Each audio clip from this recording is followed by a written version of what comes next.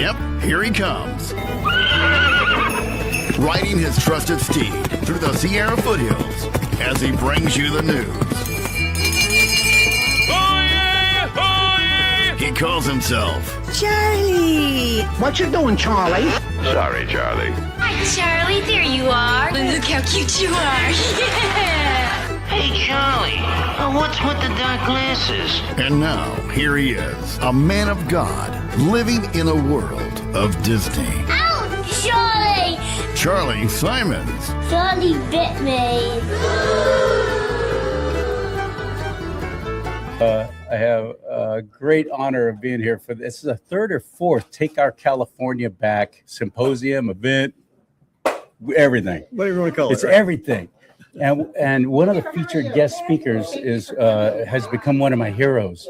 This is Clint Curtis. He's the Registrar of Voters in Shasta County. He's the one that was integral. Well, first of all, you and Supervisor Cry, and a couple other folks worked on getting rid of the voting machines. Chris Kellstrom, Corky Harmon, and Patrick Jones. Yeah. When he was on there. Yeah, fantastic.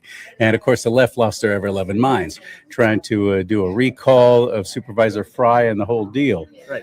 But that was not successful, thank God. They didn't count on you. They didn't count on me. Yeah. So now we're here just making it all right. We're actually have some sort of chain of custody for things, which they didn't have before. They just stuffed the ballots wherever they wanted to. They kind of did whatever they felt like. So their elections were probably not even close most of the time. Some of the dirtiest in the state, and now that's the cleanest. Yes. I mean, you've done such an extraordinary job cleaning up that whole Registrar of Voters office in Shasta County. Congratulations. We put everything under camera so everyone can see it every minute of the day. Well, here's what happened. They got rid of Dominion, right? But the state of California stepped in and passed a law immediately that California had to use the machines, period. You didn't even have a choice. You came up with a way to bypass that, or at least go around it, didn't you? Well, we came up with a way to basically neuter them. Yeah. Essentially, they had the machines, you put them through. You weren't allowed to really check anything. You can't see the source code. You can't actually examine anything. It's completely off limits. So you are forced for blind trust in whatever that says. So what we have done is we put cameras above everything, and we actually flip through the ballots before it ever touches the machine. So the citizens can actually go and see exactly what the totals are. And they'll know if the machine counted correctly. And if it didn't, you now have evidence that you can use in court to say, this is the bad count, and here is the good count. And we do it once before. We send it through the tabulators, and then we do it again because the third one, a lot of people wonder, why do you do that? Because now you have the first one and third one. The third one becomes the ballot of record. So you have to make sure that it is still correct.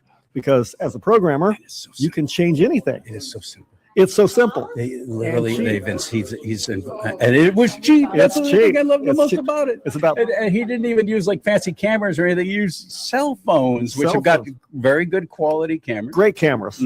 Great cameras. Sometimes the cell phones aren't that great, but the cameras are perfect. So you might get a cell phone that's not even hooked up to the internet or anything like that. You're just using the camera feature. Using the camera feature, you drop it down using a program called Droid Cam, which allows it to be used as just for a camera feature. You drop it into a free program called OBS, which allows it to be live streamed as well as recorded. And that's what we did. So all of our ballots were live streamed and recorded before they ever touched the tabulator, which means the tabulator is neutered, because if it goes bad, it can be caught. You just saw it. Right. We all just saw it. It also eliminates a lot of the issues with candidates if they think if their contest is close. They can now go through and tabulate it themselves to see if it's correct. If it is, then they don't have to waste money on a recount. You don't even need that anymore. And if it isn't, you now have definite proof that it's wrong. So when you do recount, you know exactly where it is, because it's also a little timestamp at the top. So you can actually find which batch is wrong and what the numbers are and all that. So it kind of clears the whole thing up. And he's doubled it up. You'll count literally every single ballot. Boom, right there in front of the camera. The camera sees this. Okay, there's that ballot for this person. There's that ballot for this initiative. There's that ballot. Yes, and this is how they voted. Put it into the legally enforced, have to use the required vote counting machine from the state of California, and then you count them again. You do it again. Do it again. Camera to make sure it matches up and nothing's changed. Right, and it's actually faster than if you don't do it that way, because if you only have two people, the tabulators we had maxed out about 3,000 per hour. That's how many ballots could go through it. So with the people doing it that we're doing it, you don't have to thumb through them because you're kind of doing that when doing the count. You then put it in the tabulator. You have another guy that's helping with watching that so he can do the figures for you, and then he does the final count. But the only thing you lose with that is the first count, and that's the only thing you really add because the rest of it just flows. And while they were doing it before, it was 1,200 is what they got out of the tabulator. That's a max out of a 3,000. We get 2,700 out of that same tabulator because it's a constant flow. And how's the state of California going to try and throw a wrench into that? I don't know. They have meaningful observation all through their code. So if they meaningful observation. If they tried to pass a law that says that's too much meaningful observation, then I guess I'll have to take them to court. But I don't think they'll want that because that's kind of pretty much admitting that they're trying to hide the ball. And it will call attention to what you're doing, and other counties might start doing the same. Right. Well, they should anyway. How many registrar voters, maybe you can't even answer this question.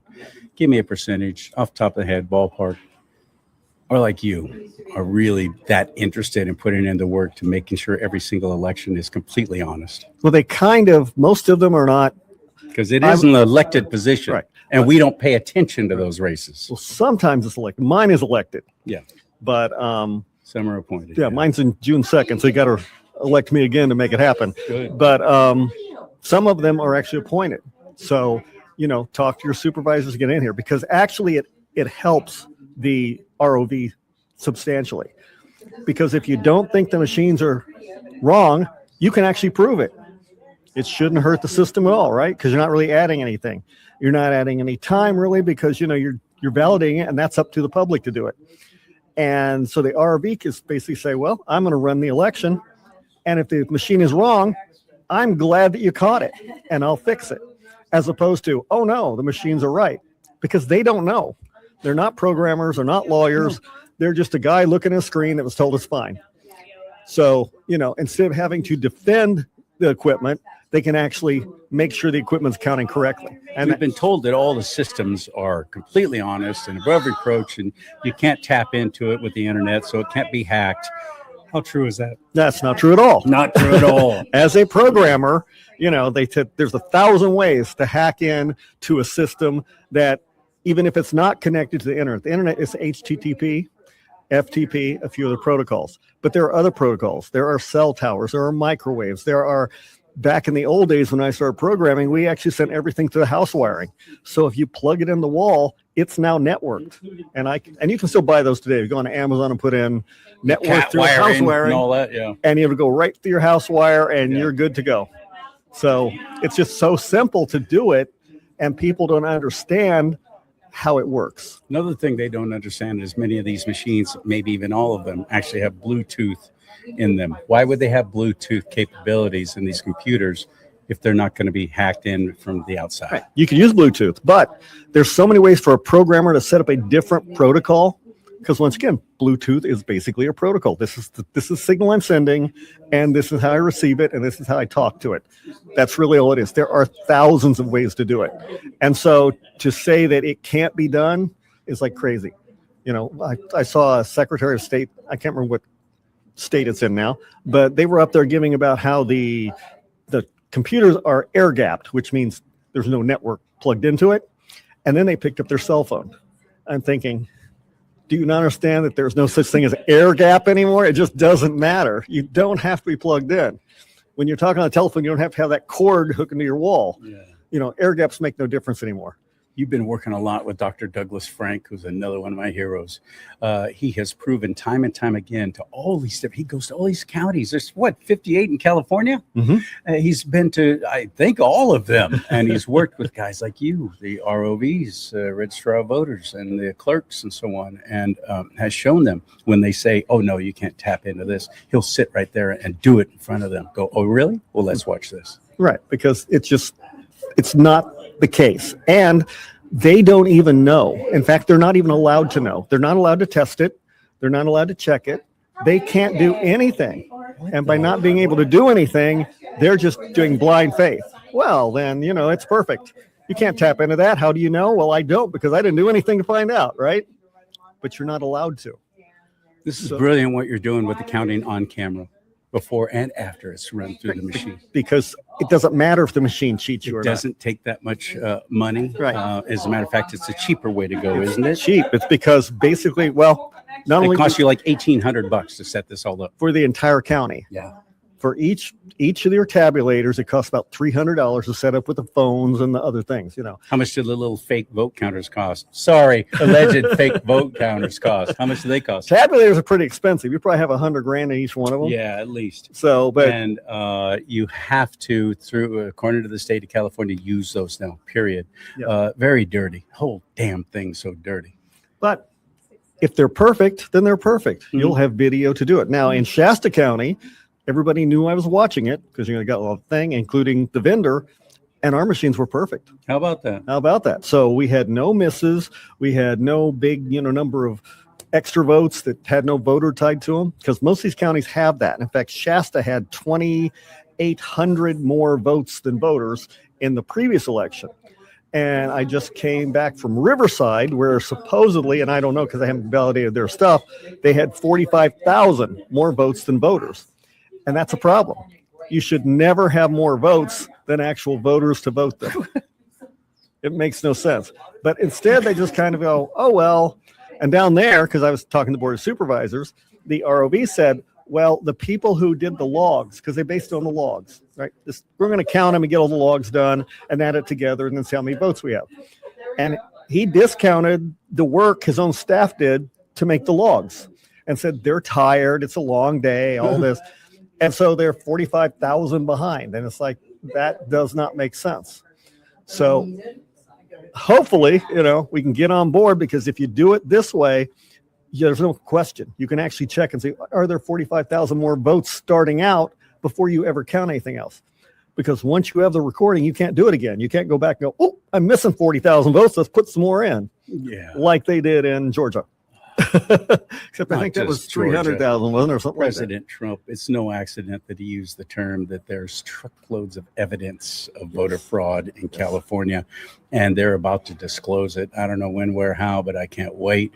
But it's not an accident. He said truckloads. Well, there were semi-trucks full of fake ballots. Oh, were there? That were discovered down in SoCal. Well, another problem with the system they have is that they have made it so that they can actually get rid of all the extra ballots. Whenever you have an election, you have extra ballots in case someone comes into a precinct and needs to vote that ballot. So you order about 25% more than you need, even though everybody has a ballot, sometimes 2 or 3, but you have to order extras. Well, if they order... A friend of mine received 5 ballots to his home, and he's been in the same place for over 20 years just by himself. Yeah, isn't that crazy? Yeah. And so what they've done, and what they did in Shasta County before I got there, was they actually made a retention rule that they could destroy all of those immediately after the election. Yeah, and that's something. Which means you've lost that evidence of all these extra ballots that could be inserted. And while the state says you have to count them, they're not counting them. In fact, they weren't even counting them before. They were just taking the books and sticking them in there. So I changed it to put them in these plastic bound areas. They had to actually count through them, because you can take one out of the middle of the book and you've got a vote. It's that easy. And but what I didn't know is that they had this retention schedule, and now they destroyed them immediately and didn't count them. So in Shasta County. Yeah, in Shasta County. So that won't happen next time, now that I know what they're trying to do. But it's a good way to cover your trail, isn't it? I mean, if you do a lot of inserting in the beginning and then you're done, and then at the end you just destroy it. No public oversight. No one else is counting them. Even in the best of situations, it's a terrible situation. There's one question you didn't answer, though. Maybe it's because you don't want to, or maybe you just kind of forgot the question. What's the question?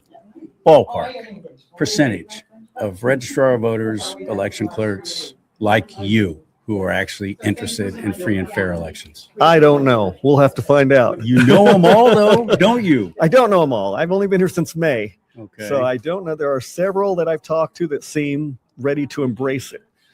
They're a little afraid of, having the Secretary of State come down and argue with them. But everything's on the up and up. Just make sure that your system is clean and they'll have no complaints. Secretary of State we have now is just an absolute train wreck. Shirley Weber wobble, but she doesn't fall down. She's been doing it a while. But look how dirty our elections are. So I put her right at the top of the dirtiness. I pray for you. I pray for your safety. I pray for your health. I pray for your success. I pray that you are effective. And that'll be up to you. It is, but the citizens and of the Lord, right. Lord willing, He protects you and keeps you healthy and keeps you safe. Because I know you've probably got a lot of enemies in the state of California. Death threat the minute I fired the assistant, who's now running against me, by the way. But I got a death threat carved into the trunk of my car. So we've had a lot of issues with I call them my little moronic socialist people. And they're up there yelling, screaming, they're just idiots. They're crazy. And they do that all the time. Every board meeting, they're up there screaming. And it used to be Kevin Cry, but now that I'm on the scene, they yell about me and Kevin Cry. So I'm pretty thankful for that because that's pretty nice, Only if they ever support you do you want to run and go, oh no, I'm doing something wrong. I would say too, if there's some people, if they're friends of mine and they like me, I'm doing something wrong. Well, you're one of my heroes, sir. You're absolutely one of my heroes, and I pray for your success. I really do. Thank you so much. You're going to be on the stage tonight and part of this Take Our California Back event in Stockton and at the Harvest Bible Church. As a matter of fact, where we are. It's an honor, sir. It's an honor. Sir. I think you're fantastic. Bye-bye. Yes, sir. This is Jim Shoemaker. He's been on my show many times, and as far as I'm concerned, it's not enough. I need to do it more often because I became a fan of his when I attended a California Republican Assembly convention down in Bakersfield. And Jim comes riding up on his Harley, and I'm like, who's this dude? And he comes in hooting and hollering and wearing the hat, and I'm like, okay, this is my kind of people right here. Oh, yeah. Baby. We've been friends ever since. Amen. You are running for Assembly, California State Assembly. The 9th Assembly District, you bet. Bring in the Shoemaker. Come a little closer here. Okay, let's get in here. Tell me something that you were telling everybody at the press conference that just stunned me. I had no idea. Oh, on the water. Here's the deal. Yeah. We are not keeping our water, even though I don't remember when that election was, but we overwhelmingly said, yes, set this money aside to start storing water. Yeah, to build storage. Yeah, back in 2014, is that it? When we passed the Water Bond Act, and we were supposed to start building more water storage. Mm-hmm. But when you look at the bigger picture, what we've been dealing with over the years, and why we keep dropping so much water through the Delta, and understand all our water goes through the Delta. Mm-hmm. Okay, so instead of sending it down south or into the farming area where we could recharge the aquifers, the farmers get their allotments of water. Right, which they have water in the reservoirs for big fires, like like Palisades. Yeah, and the Palisades and all over. I mean, when you understand, they're dumping water to flush out the bay. San Francisco has been polluting the bay along with all the cities in the bay because they haven't updated their wastewater treatment plants. And so they dump raw sewage. Well, to flush the bay out, you have to run more water through that to flush it out into the ocean. Isn't that illegal? And so, it should. Illegal? This is where these green environmental whack jobs, they don't want to look at themselves. They don't want to look in the mirror and realize they're the ones causing this problem because they don't want to do what's necessary. So they keep voting in these same screwballs that we deal with in Sacramento. Now, when you look at our state water board and the jeopardizing that they're causing our farmers, our people in the Central Valley to have the necessary resources to take care of what they're doing and growing our crops and everything else, This is a problem that we've been dealing with for a long time. So we need to flush the state water board down the toilet and start putting. So they'd wind up into the bay. Yeah, there you go. Let them go live in that mess, because they're creating a cesspool. Mm-hmm. So what we have to do is we need to start getting back to being responsible with the water. Our state receives enough water every year, even just in rain, to supply 100% of the needs of the people, the farms, and the businesses of this state. But we have an opportunity just outside of that we need to change all of these people. Most of them are appointees of the governor. So we're dealing with the fact that as we come up to this election cycle and we have some pretty good candidates for governor, that we could change that. At the same time, we need to replace our state, a number of our assemblymen at the same time, especially some on our side that aren't even doing the job they should be doing. That's why I'm running. I've come over here at this point in time. I've now been endorsed by probably the most constitutional conservative congressman we have in the state. I received, Clint Talk's endorsement. I have received the majority of endorsements from our local central committees that make up the counties that encompass this district I'm in. I've received, I will end up with a state party endorsement even at this point because I've received. Wait a minute, you think so? Oh, I don't think so. I did. For office before, and you haven't gotten a lot of traction with our own California GOP. Well, this time I have. I have cornered 83% of the district, and in the Republican Party, you need 80% to end up with an endorsement from the state. So right now, I have got the local support from all over the district here and the majority. And so this is kind of so unique. We have numerous electeds that are kind of sitting, waiting to see, but in the background, they're very supportive. So, but around here, why are they sitting, waiting, and seeing? Well, when you take on an establishment, you have many issues that you have to deal with, and including enemies in your own party. Yes, and you've known me long enough. I'm the people. I'm one of us, and I've been in this fight a long time, trying to represent us, protect our republic that we have in this state, and try to return common sense back. So that's been the real focus. So not just the water, but the regulatory aspects that we're dealing with that are affecting us from a business standpoint, an energy standpoint, which, energy is everything in this state that reflect in. But yet our own governor has torn down 4 dams now at this point. Yeah, we're having that's an issue that we hydroelectric power was great. It's easy. It's cheap. This is what we've been dealing with, and the bigger problem in all of that is we have a lack of energy in this state because we've shut down our natural gas plants, our coal-fired plants, nuclear, and because of that, we're buying Chinese-made solar panels. We're buying Chinese windmills that cost us, billions of our dollars that would be paying workers here in the state of California is going to China. And we saw the stupidity of it all just a few years ago when Texas had that big freeze. That's right.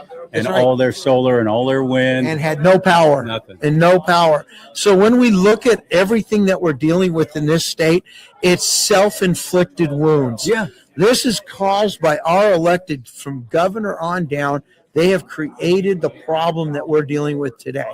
And the only way to fix this is we need to replace and look at Democrats have controlled this state for 25 years. I'm just saying that what we're dealing with right now is we need to have a shift.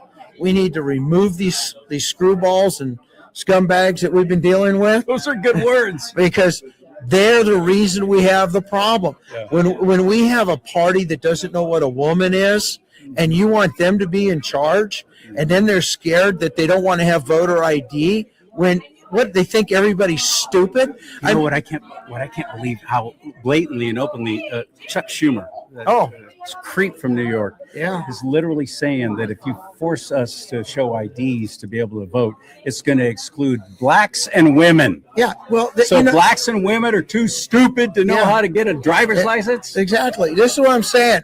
How do you respect a party or the people of that party that believe that? We have a very smart and educated populace today.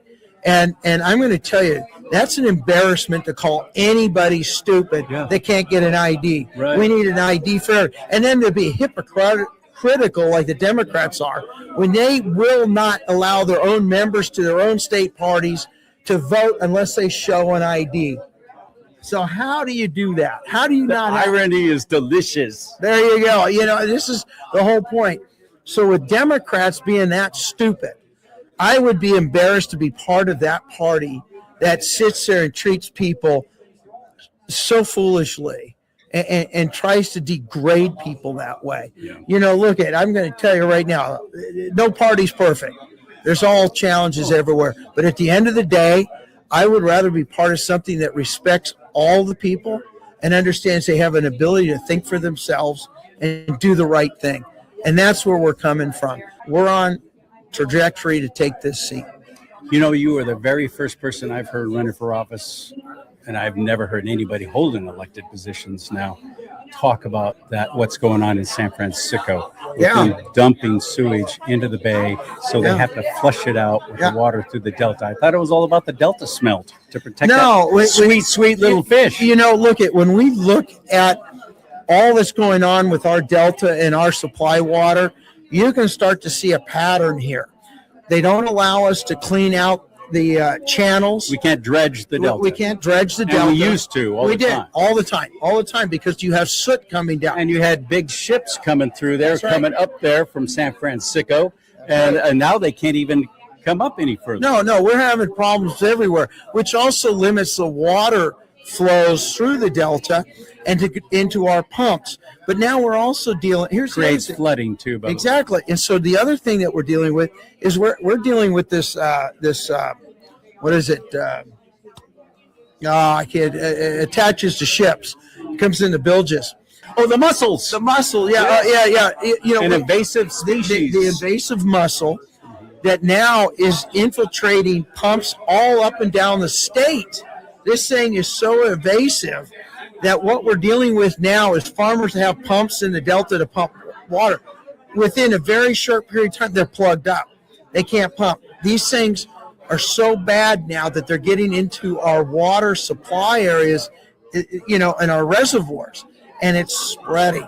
Now, this is all caused because, you want to protect the borders. Where's our guys that used to inspect ships when they came into the harbors? We're bringing the mussels in with them. We're bringing the mussel and in their bilges. And when they're bringing them in their bilges, we used to have a program that would limit that so it couldn't be done inside our ports. And these Chinese ships are coming in, dumping their bilges, and this is how we ended up with this invasive mussel. So this is another problem we are dealing with, our farmers are dealing with, our state is having to deal with, and it's affecting the recreation. I can't even imagine how to deal with that now at this point. Well, it has. Is there a mussel killer? Can you call in pest control? Yeah, well, that's what we're trying to find. The state, they're trying to find an answer to stop this because the millions. Are they really trying? Yeah, they are now because this is affecting so many. They give money to NGOs, the mussel NGOs. Yeah. Well, it's not like the Somali, the anti-mussel defamation it's not like league, the Somali, child care facilities, the mussel layering center. Yeah, exactly. But when we're dealing with all of this is stuff that is self-inflicted. Yeah. This is something that we had a program to watch and protect. The high-speed rail is not going to pay for itself, son. That money's got to be used for something. I don't know. They're throwing our money away everywhere they can. Yeah. I know they didn't give me any. No, I don't know. Maybe they gave it to you. I'm not sure. No, sir. But this is our problem. Accountability, we don't have any. We're looking at where we are with the environment. We're looking at the water. We're looking at all of these issues that affect everything that we deal with, from just living here in the state of California. Our cost of living's high. Why? Because our energy costs are high. How about that? We've had how many refineries leave now? Shut down completely? Valero, Phillips 66, Exxon's gone. Yeah, and we got $8 a gallon gasoline coming by this summer. Probably. It's coming, and right now we're shutting pipelines down because we don't have enough flow going through them, and you can't afford to be trucking all of that crude oil to the refineries. That adds another cost. As much as Governor Hairdo hates Texas and Florida, a lot of oil is coming from there, isn't it? Not to us. Not to us. Not to us. No, we're buying from Iran. We're buying from all over the world. Yeah, and people don't understand. We were buying from Venezuela. Yeah, well, the Trump might send one of those confiscated ships our way. So thank you, President Trump. Yeah, you know what? Maybe one. But our dilemma comes down to, because of our elected officials, our governor, our leaders within the legislature, they keep passing all these crazy bills and regulations on top of regulations. We're receiving refined oil into our state from other countries. So now all those great paying jobs at these refineries are somewhere else. So our own economy is suffering. When Valero shuts down, you're losing, I forgot what they are. They're about 8-9% of that oil supply in California. Now the gasoline supply. The gasoline. Now the other thing is there's and diesel. Yeah, and there's an issue because they were also a supplier to the United States military. So now you're dealing with a national emergency if there's a military issue, because there's only so many refineries that we have on the West Coast. And I believe Chevron down in El Segundo is the last major refinery that supplies military fuel and stuff. So California, like the Valero plant, I think it's Richmond. It's in Richmond. I think, if I remember correctly, it's like 78 or 87% or something of the budget for the city of Richmond. Yeah, Benicia. So when you look at the fact that where's that city going to get its budget from? Now, here's the other problem. These same cities used to file lawsuits against the refinery. So it's like shooting your golden goose. Oh, yeah. The golden goose that was dropping millions of dollars into an economy for the nonprofits to take care of all those little things that they like to do outside of the tax structure that was being supplied. Speaking of corporations, big companies leaving, that are hurting the local economy where they employed so many.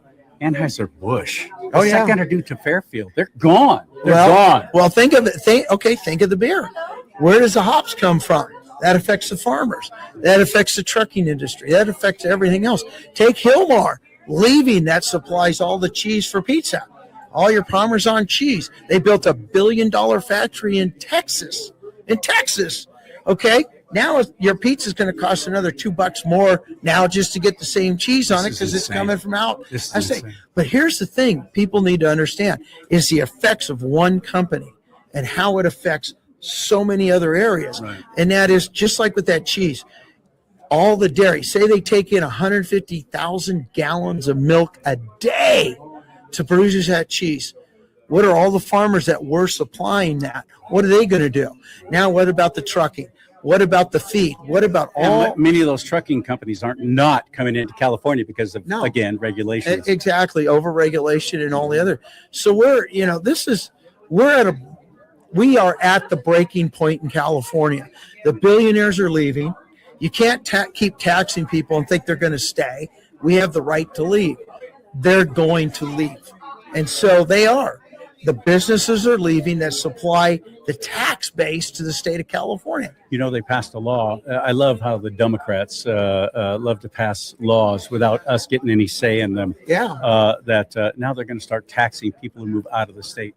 Well, how do they do that? Well, that's how nuts this really is. And it's happening. Well, they're going to try, but it's illegal for them to do that. It's unconstitutional. They don't care. Well, that's the problem with California. Here's the worst one. Say you worked for California and you were under the CalPERS or STRS retirement. Who controls that? California.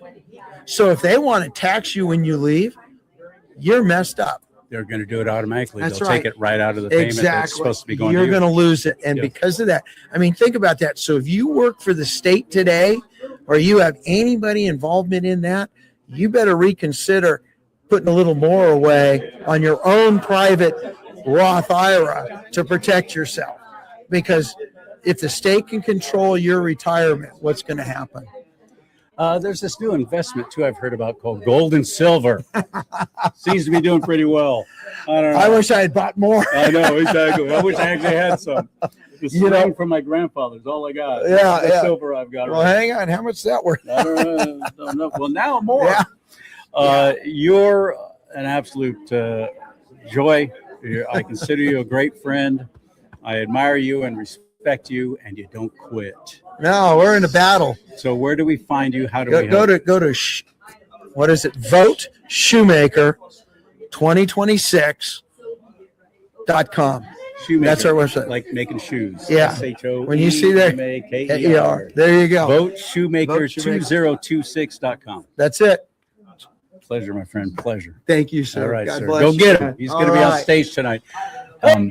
Cal, you're here representing the John Birch Society, as you always are. I appreciate what you all do so very much. I'm glad to see people finally waking up in our own party and going, hey, you know these JBS people? They may have been right all along.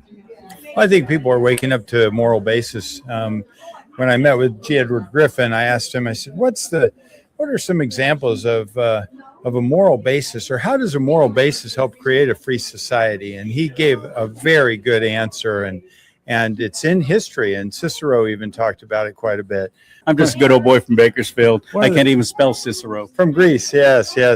Well, there's a lot of great books that help us understand the foundational roots of the principles of liberty by which the Constitution was established. As Benjamin Franklin said, the essence of liberty is a limitation on government. And so that's partly what the John Birch Society does, is help to publish the essential parts of why the and I didn't pose for that flash, but that's okay. But studying the how our representatives vote. So there's 4 basic things to restoring freedom in America. The first is we have to have a moral basis. Otherwise, we don't deserve a better government than we are, do we? And so we must be righteous. We must have some moral basis. There is rights and wrongs. There is honesty. And we want to strive for that honest side of this pendulum, so we can swing to have the Lord's blessing in helping to raise up mighty fine individuals like CharLee. I pray for that. Others. I pray for that. And it's in prophecy. It's in the way that history is. Nothing changes until good people run for office. Yes, and the people have to deserve it. So we're seeing a lot of an increase of that. Second is learning the principles of the Constitution and other founding documents that help limit government. And then also we must see that we're properly represented, and that's where the oath of office and Article 6 comes in, and helping to hold them accountable. And that's why this Freedom Index scorecard is so vital, because it holds our elected officials accountable. And we also I love this. You're going to find this at their website too, by the way. You want to know how your elected representative is actually voting? Yeah. You find it at jbs.org. And, I was amazed that the John Birch Society, I think they must have had wonderful, wonderful donors who probably donated millions of dollars that went right into publishing scorecards on state representatives across the U.S. So as a national organization, they have exceeded, I think, they have exceeded the standard in such fine and diligent ways that one only has to go to jbs.org, click on Freedom Index, search your representatives, look how they voted, and ask them if you're it's thinking, really I like that Kevin Kiley guy. He says some good stuff. I've watched a couple of things that he posts, and he seems like he's doing a really good job. And then you look up the voting record. You're like, we tells a different story. and when we show I'm them, not picking on Congressman Kiley, other than he won't go on my show anymore, which is always suspect to me. well, when we show them the scorecards, we say, look, this only represents how you vote constitutionally. Yeah. It may not represent your popularity. Right. So eventually it will, though. So you may want to be cautious about how you vote because, here's an example. We are watching. Here's an example of Ami Bera. He has all X's, and he's got a lifetime score of probably 0, but here's his 0 in this session. He just, whatever the DNC tells him to do, that's how he votes. And we highly recommend, everyone look at the Freedom Index scorecard. So seeing that we have proper representation is third, and fourth is to be involved in our civic duty process, run for office, and training people, helping people to be very efficient. And why waste time doing this whole thing, this political stuff?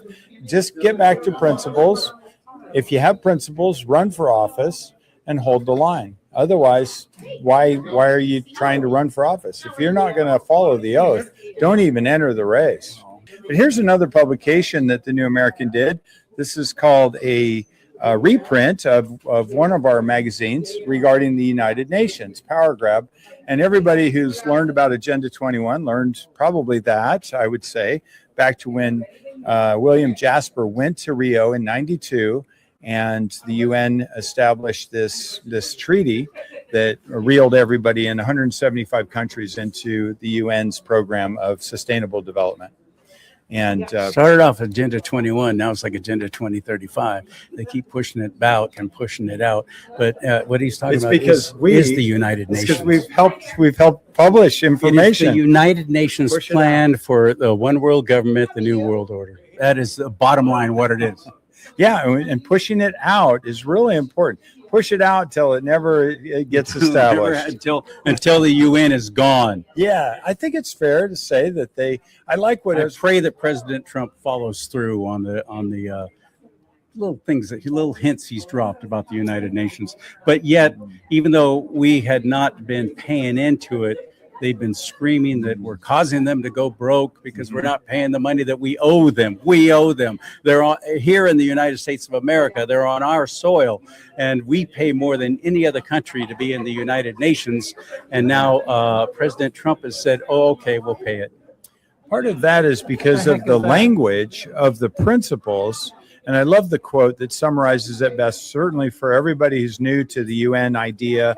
The quote is by Ezra Taft Benson. He said, whereas the Constitution is founded on the ideas of limited governmental power, the United Nations Charter is founded upon the ideas of unlimited governmental power with no meaningful restraints. These creeps during the Obama administration started shouting that they wanted to be the police force for the world with their little light blue helmets. Yeah, it's scary. It's insane. Oh yeah, last time I did an interview with you, I said I'm trying to get on the endangered species list, and I really think I deserve to be. I think you do too, and I know you do too. Cal Clark, I know you got to get inside. Thank you, Cal. Anyway, this is Pastor Mark Butler, and this is a political event you're hosting at your church. Aren't you afraid of getting in trouble or making people angry? No, not at all. I don't. We're not endorsing in any one individual candidate. We're letting everybody share their things. And I think the church has to be involved. I don't really believe in the separation from church and state. There is no such thing in the Constitution. That's exactly right. I agree with you 100% on that. And so we want to make it available, and we do. And I'm not, I'm not afraid of that because I don't feel like we're doing anything wrong. I don't either. Okay. But there's a whole lot of up in the area where I live, further north from here. Folks at the Central Committee, the county where I am, we were trying to set up just to get people registered to vote at high school and college campuses. Got all kinds of pushback from that, as you can imagine. No surprise. What surprised me were the churches. Yeah. Churches were all saying no. And the churches that did say yes, we had people, Christians, coming up to us screaming at us about separation of church and state, and I'm going to complain to the pastor, and I'm going to make sure this never happens again. You're not welcome here. Well, we saw that in 2020. We saw that, how it came down and all the churches that crumbled in that. And I think that's one of the biggest problems that we have, is that people don't want to step up. They don't want to be a part of their community. They don't want to face issues that we need to do. And we realize that we're getting all of these different folks in office that are not helping us, not doing. I mean, I was born and raised in California, so I want this state to come back. So do I. I'm a California kid as well. But the left owns the media. Absolutely owns it. Exactly. Fortunately, the media is crumbling so dramatically. And guys like me, alternative media, are just coming in strong and showing a different take and a different voice. And they're freaking about it, that's for sure. And they're coming out in droves. And I believe it's only going to get worse. Have you had, like, for example, there's one church up in my area where that pastor stayed open during the COVID shutdown. Yeah. Opened up again, said, no, we're not closing our church. Antifa showed up. Media showed up. They were trying to villainize them. They're trying to kill people, spreading COVID and all that. Have you experienced that? Well, we didn't close either. We did not close down in 2020. That was one of the biggest things that we didn't do. And thank God in our county, we had a great sheriff and great deputies. And even though we got called every Sunday saying, hey, we got complaints, but we're not going to shut you down. And so during that whole time, we were blessed in that. And, you know, I didn't understand the whole process of why other churches got this way and what was taking place. And, you know, opposition comes when people don't understand something and they don't realize the magnitude. And we know on the other side with the left and with Democrats and all that, Antifa and all that, you know, they're all getting paid to do all that, you know, come against us. But the good thing about now is just you're talking about social media. That's where this younger generation, that's where they go to. They're not on TV. They don't really care. Yeah, but guys like me are being shut down there. Yeah, they are being shut down. I got deplatformed off Facebook and Instagram. All my pages deleted. I can't even get back on there again. It's really hurt. So we're taking the hit on the conservative media side very badly in social media right now. I'm not the only one. No, there's a lot. I mean, we've endeavored to do things. We've only been shut down once from the internet for Facebook and or YouTube said, hey, you're too political. But that was only one time. We only had only one time that it was done. And we continue to have a community action team in our church. We have, you know, and obviously I'm not afraid because I think we need to get it out. I think my people need to know what's going on. And if we don't know who the candidates are, if we don't know what the issues are, then how are we going to help them? Mm-hmm. I wish more pastors felt the way you do, and I wish more pastors had your kind of guts. I'm serious. I'm really serious. They're not taking their role seriously as far as I'm concerned as leaders of the church. The Black Robe Regiment. Yes, exactly. During the revolutionary times and the independence of the United States of America from England, it was the pastors who were telling the congregation, here's what's going on, here's what's happening, here's how we can get involved. Well, they're not doing it now. I agree with you with all that. I agree with you 100%. I agree with you that, and we need to do that. And I agree with that's what I would be. I mean, if I was going to do that, I would, you know, take off my collar, grab my gun, and I would be the one going out with it. And my congregation knows that. And I just, you know, I feel like we need that. That's why we have what we're doing here. It's why we want to do, because if we don't have a voice, and the church has so many people coming, they need to be able to speak forth. And yes, our first and foremost is getting people and winning people to Jesus and sharing the gospel. But I think we got to share truth. I met David Collenberg down in San Diego. He drove all the way down there from up in Siskiyou County, north of Redding, right close to the Oregon border. And I had already heard about him and had talked to him, but I didn't really get to hang out with him much until I met him in San Diego. You went all the way down there for that. This is your fourth? Is this the third or fourth event? Oh, no, I'm at like California 7 or 8. It seems like. I don't know. Are you going to the one in Bakersfield? Is that next week? I don't know. So 2 weeks? I wanted to have this interview with you because he's running for governor, by the way. Collenberg. 26.com. Collenberg, COLLENBERG 26.com. All right. What do you got? So, you know, I started my campaign in November of 2024. And that far back. It's that far back. Wow. You know, it's way before anybody else. Yeah. And we've been giving it one hell of a fight. Yeah. And it's been really good. It's been an amazing experience. I don't think I want to hear what you're about to say. I'm getting a bad feeling. And I have a lot of people to thank, especially Rex, especially you, and especially Kim, because and I think June of 25 is when we connected. And prior to that, I had nothing. I had nobody that I was even talking to or anything.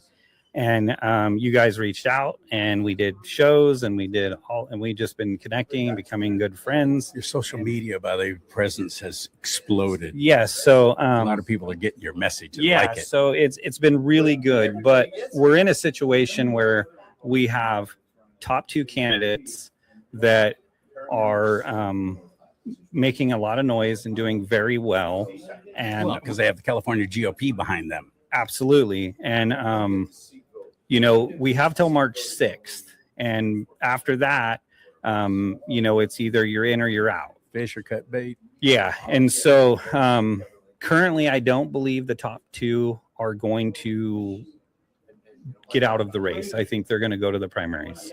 So with that leaves any of the smaller candidates, I believe, no opportunity for a chance. So I am going to suspend my campaign for governor. I want to thank Rex. I want to thank you. I want to thank my 160,000 followers on Facebook. I want to thank Kim. I want to thank David Serpa. He's been amazing. Yeah. And he's running for treasurer now. He announced he stepped down in the governor's race. He's running for treasurer. Yeah, David Serpa, SERPA. But the good news is I'm not done. So I am going to drop out of the governor race, and I'm going to run for lieutenant governor. Dude,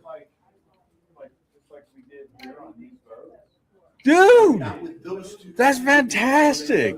That's an extraordinary idea. So that is my plan. So I'm not going nowhere. I think it's probably. And here's the deal: even if Steve Hilton and Sheriff Bianco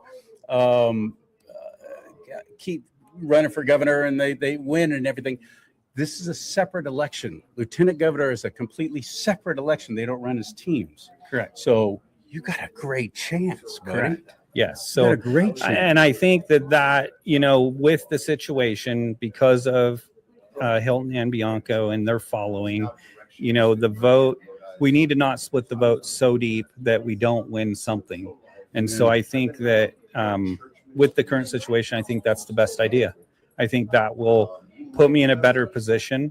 I think that the followers that the top 2 candidates have, a lot of them like me, but I don't have the name recognition they have to become governor. But I think that I can follow right behind them. And once they take me out of the governor race and put me in the lieutenant governor race, I will gain a lot more momentum. So I think that's the best, smartest thing to do. That takes a lot of guts and courage right there, because he's put so much, as you just heard, so much work and time and effort and blood, sweat, and tears. Plus, he's a successful farmer, runs not only his own farm but also his own store that sells what he sells. And I know how much work it is. Growing up working on ranches, I know how many hours every day you have to do that. I always thought, geez, David, how do you do it? Running for lieutenant governor is basically an open field. There's only one other conservative candidate that I know of, and that's Evie Lynch, who's running for lieutenant governor. Also Gloria Romero.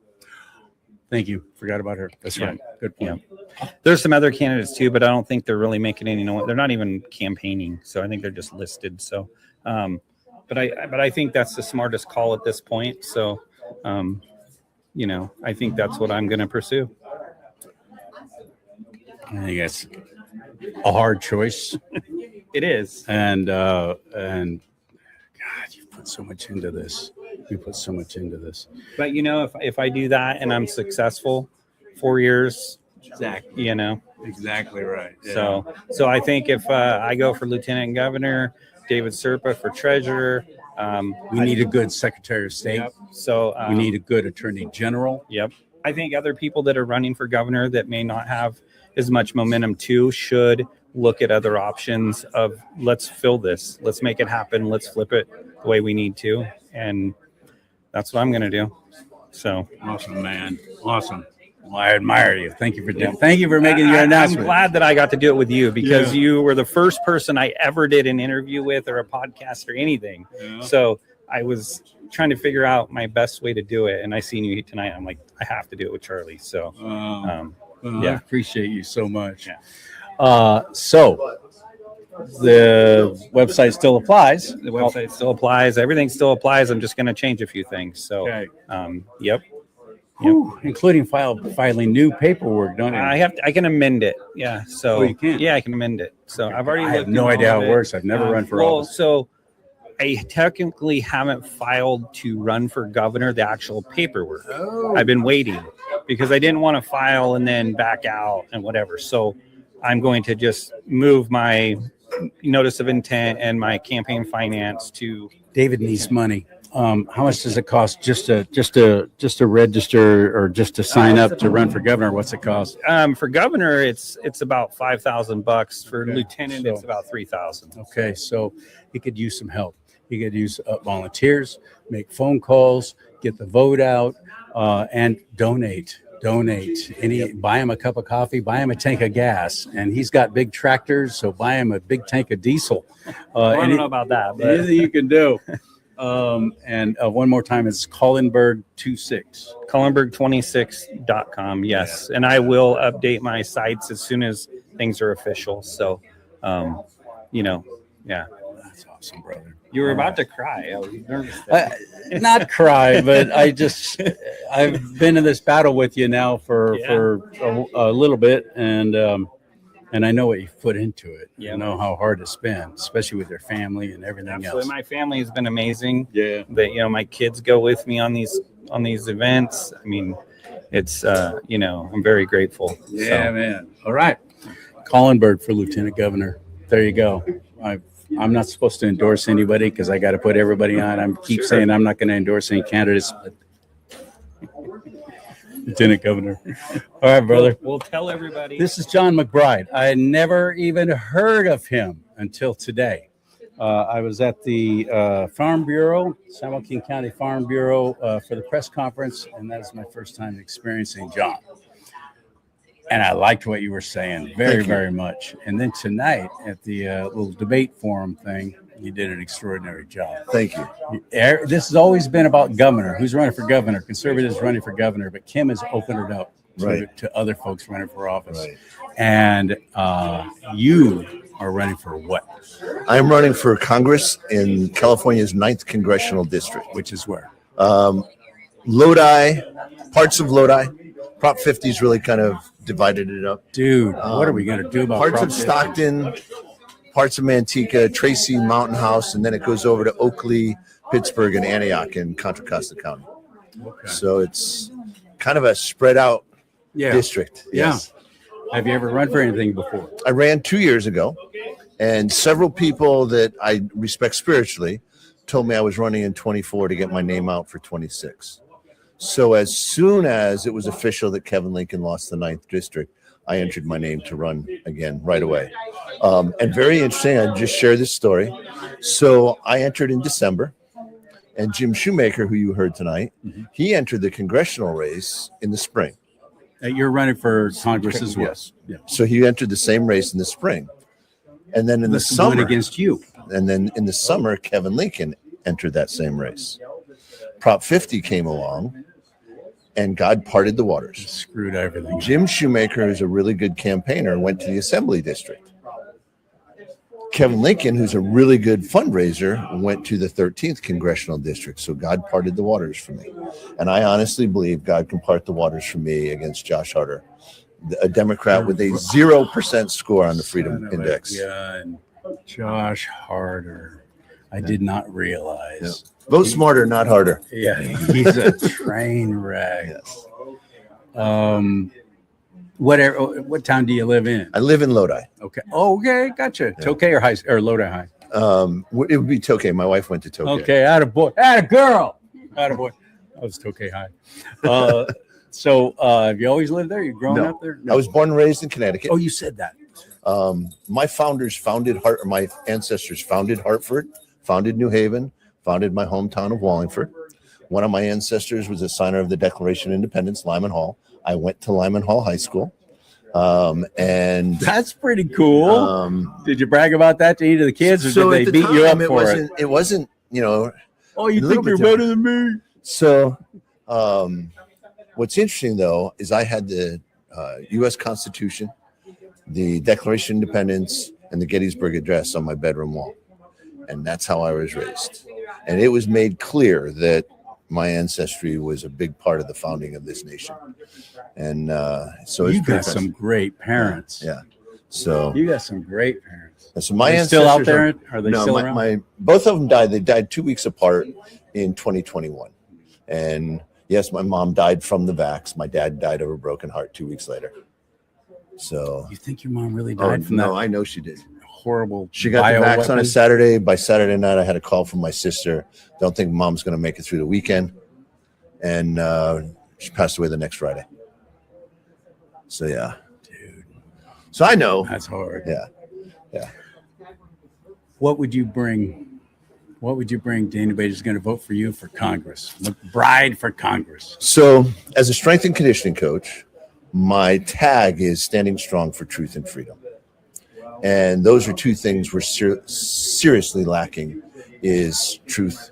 I'm sorry. I've heard Josh Harder speak many times. I've never heard him tell the truth on anything. No. And He's a bad man. The other side of that is I quote Billy Graham. And Billy Graham said, "One man with courage stiffens the spines of all around him."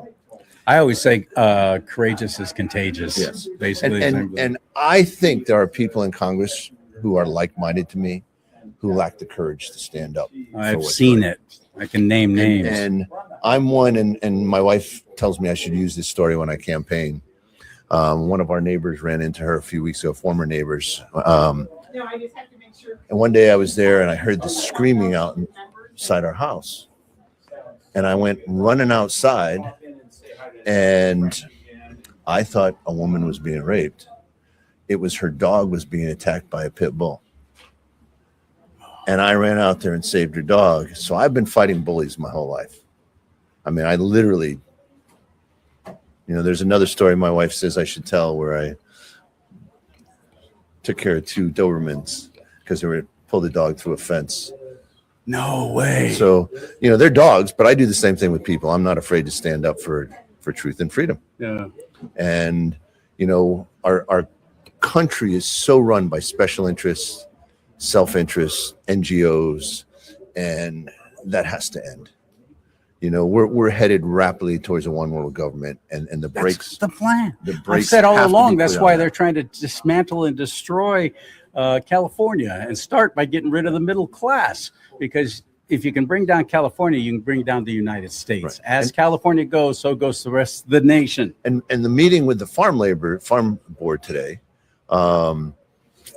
really is an indication of they're doing everything they can to destroy the livelihood of farmers. Yeah. So if you look on my campaign material, and this has been from the last election, is the livelihood of the American farmer and the integrity of our food supply must be protected.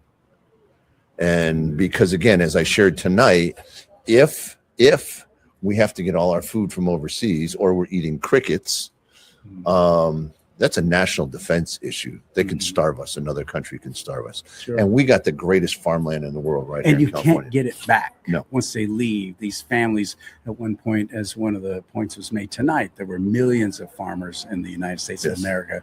Now it's down in the hundreds. And you have the whole That's issue it. with cows. Oh, What they do to global warming. Right. Cows will graze on lands that you can't plant. You can't plant anything, but what those cows will eat is the grass that we can't eat, and they turn that grass into food. Mm-hmm. And so it's a case where, over in Monterey, they closed down 12 dairy/cattle farms over in Monterey Serious? because of global warming. No. They got sued by How an do you environmental organization And sued them right out of business. because they were hindering the natural habitat of the deer. 12 farms. And that's how they do it. They own the courts. Yep. Especially in California. Yeah. That's how they do it. So, but and those are things that I post about on my social media. I try to make a post every day, but Sundays. And I'm fortunate that my daughter and one of my sons are very very gifted graphic design. Good. And so my son creates the memes for me. But there are things like judges. There's things like farming. I post every day, about the things that are going on. And that is where again? On your all my social media. My political social media is John McBride CA9. Because again, when I got in, I was never a politician. I was a coach. My whole life, I was a coach. And so I didn't even know it was CD9, California 9th District, right? CA9. Oh, shoot. But I didn't know. And that's how much of a rookie I was. So 2 years CA ago. for California. Yeah. How about that? Yeah. Okay. And McBride, of course, capital M, small c, capital B, RIDE. Yeah. John McBride for Congress, and either the FOR or the number.com. John McBride for Congress.com. Oh, man. Go get them. I got to follow you. I got to start getting involved in what you're doing. Well, thank you. Help in any way I possibly can. And as was mentioned tonight, and I forgot to say this, the more shares, the more likes, the more comments, the algorithm gets exploding. Makes a big difference. Same with this show. So if you could share this now. Very good. You want to get John out there a little bit more and you like what he's saying, there's a good way to do it is just by sharing the show. Very Thank good. you, sir. Tink you. Honor and a privilege. Yes, honor for me also. Thank All right, you. buddy. Talk to you soon. Now from the Harvest Bible Church in Stockton, this is the Take Our California Back event with all the conservative candidates who are running for office. Follow them, help them, share this show, follow me, contact me, even schedule a slot to be on the show, book a guest slot through my website, and you can give too if you can. Please pray about it. I could use some help. As a matter of fact, I've been invited to go to a child sex trafficking awareness event in North Carolina in a few weeks, and I got to raise money for that airfare. So if you can help me at CharLeeSimons.com, there's several ways there. And buy some merchandise too. That'd be nice as well. All right, I'll talk to you later. CharLeeSimons.com, CharLeeSimons.com. May God bless you and keep you. Thank you, Spike. You're a good boy tonight. You're a good boy. May God bless America. Most importantly, America bless God.